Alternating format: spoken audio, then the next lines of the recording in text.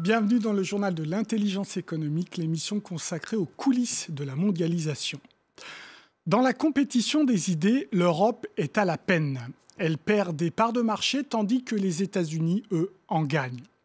Dans le premier volet de notre enquête, nous avons expliqué pourquoi l'Europe n'est plus le pôle mondial de la pensée critique. Aujourd'hui, gros plan sur les États-Unis et les raisons qui font de ce pays le vainqueur de cette bataille des idées. Nous partons à New York, sur le campus de l'université de Columbia, mondialement réputé pour sa concentration exceptionnelle de grands intellectuels critiques. Ces éminents chercheurs viennent du monde entier et même, et là c'est un phénomène nouveau, de l'Afrique francophone. Formés en France, Bachir Diane, Mamadou Diouf, Achille Mbembe et bien d'autres font de remarquables carrières internationales aux États-Unis. Alors pourquoi désertent-ils les campus français et européens? Réponse de nos envoyés spéciaux, Marlène Abérard et Soumaya Benaïssa.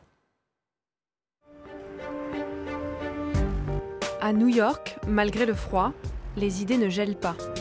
Elles sont toujours en mouvement, grâce à des étudiants passionnés et des enseignants de grande valeur. Symbole de cette ébullition intellectuelle, l'université de Columbia, entre avant-garde et tradition. Les Américains sont très patriotes, donc le drapeau est très important. Pierre Force a été formé à l'École normale supérieure et à la Sorbonne, à Paris. Il a trouvé son premier poste à Columbia, qu'il n'a jamais quitté depuis. Il est professeur dans le département de français. Pour la poursuite du bien public et la gloire de Dieu Tout-Puissant. Donc c'est l'histoire de Columbia racontée en quelques mots dans une inscription. Dieu, le bien public et les idées qui viennent d'ailleurs, comme de France. Voilà la recette du succès de Columbia. Dans les années 60-70, le département de français de Columbia, historiquement, a joué un rôle très important dans l'importation de la théorie française aux États-Unis. À cette époque-là, donc toute cette théorie, toute cette pensée critique française a été illustrée par ce département qui a joué un rôle de médiateur et d'importateur de la théorie française aux États-Unis, qui ensuite est devenu mainstream, comme on dit en anglais. Tous ces apports intellectuels venus de l'étranger nourrissent à présent la pensée critique américaine, que Columbia revendique comme un véritable label. Quand je donne un cours, j'arrive en classe et ma mission est alors de stimuler l'esprit critique de mes élèves. Je veux qu'ils ne soient pas d'accord avec moi, je veux qu'ils me questionnent, qu'ils se questionnent entre eux, qu'ils se questionnent eux-mêmes et ce qu'ils ont lu. Nous sommes toujours ravis lorsque de grands penseurs du monde entier veulent venir enseigner à Columbia. C'est comme avoir quelqu'un comme Mamadou Diouf, par exemple, qui est ancré dans la tradition de l'éducation française, le monde intellectuel français, et qui est capable de faire des liens entre l'Afrique, la France, les États-Unis. Il est multilingue.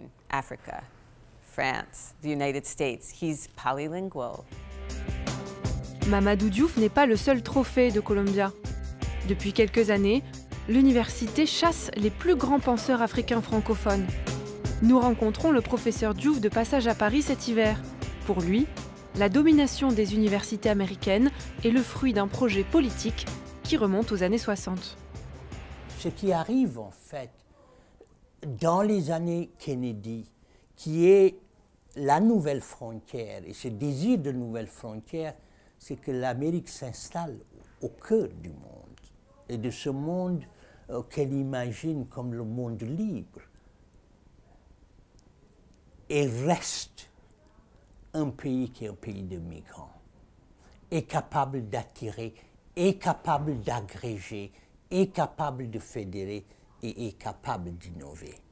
C'est-à-dire que la tension, c'est une tension entre un héritage européen qui est alimenté par cette profonde vocation civilisatrice à une Amérique qui expérimente.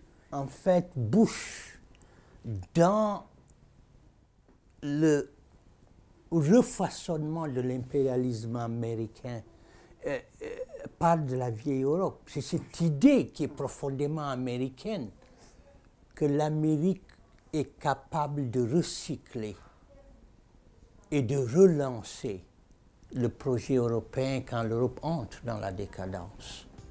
Décadence des idées et décadence du projet politique. L'Empire n'assimile pas, mot très cher aux Français. Au contraire, l'Empire administre le pluralisme. Et c'est aujourd'hui ce que la France ne peut pas faire. Si vous regardez les jeux politiques français, la vague bleu marine et tout cela. Administrer le pluralisme, c'est accueillir dans les universités d'illustres penseurs comme Souleymane Bachir Diane ou Achille Mbembe. Achille Mbembe croisé également à Paris cet automne lors d'un colloque. Est-ce parce qu'il n'a guère d'espoir sur la pensée européenne que ce francophone enseigne aux États-Unis et en Afrique du Sud?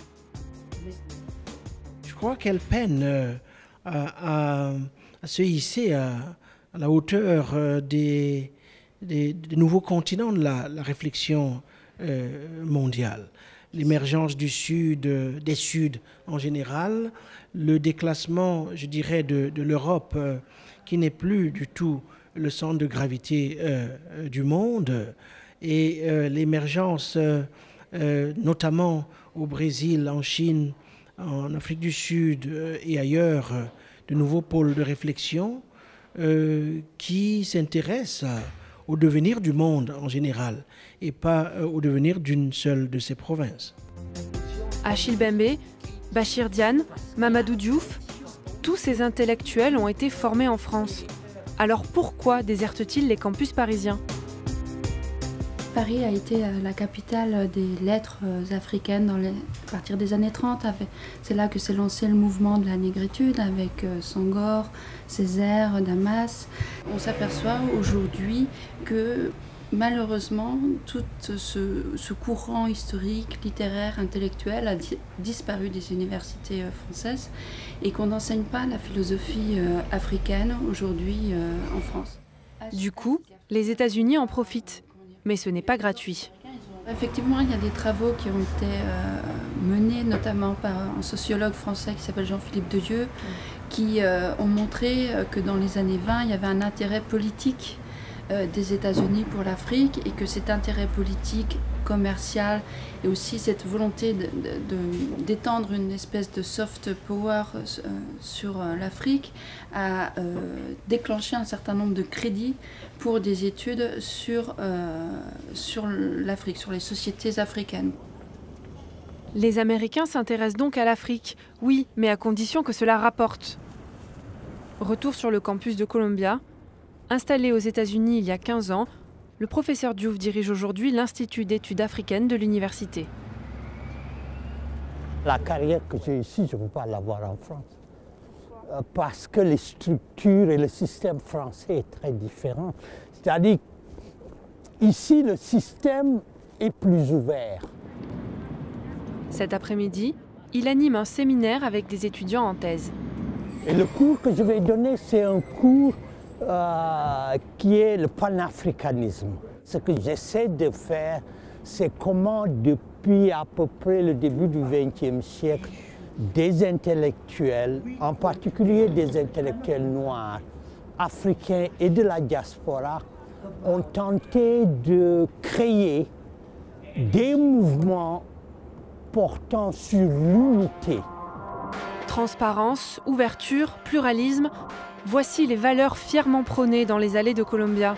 Mais est-ce suffisant pour produire une pensée critique, libre et indépendante?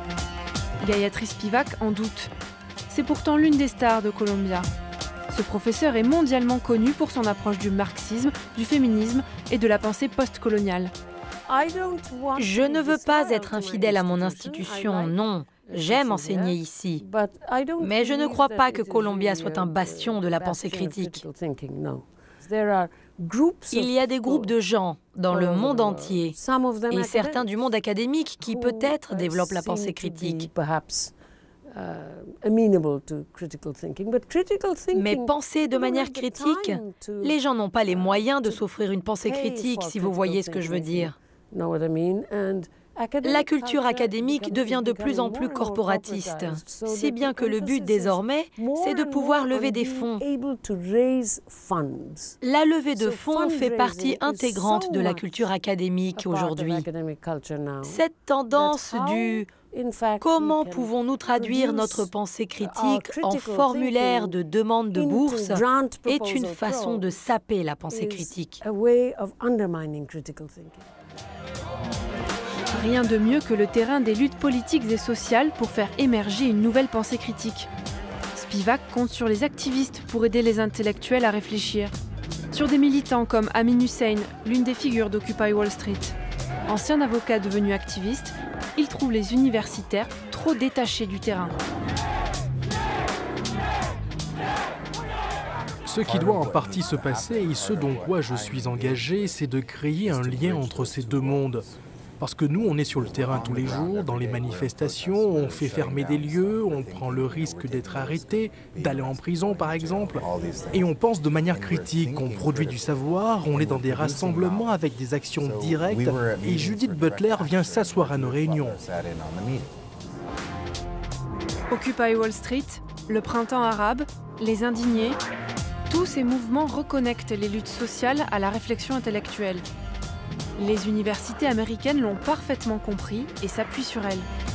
Car elles savent que ces contestations politiques renforcent leur nouveau leadership mondial sur la pensée critique. Voilà, l'émission est terminée, mais comme d'habitude, vous pouvez la retrouver sur france24.com. En attendant, restez avec nous, car l'information continue sur France 24. Au revoir.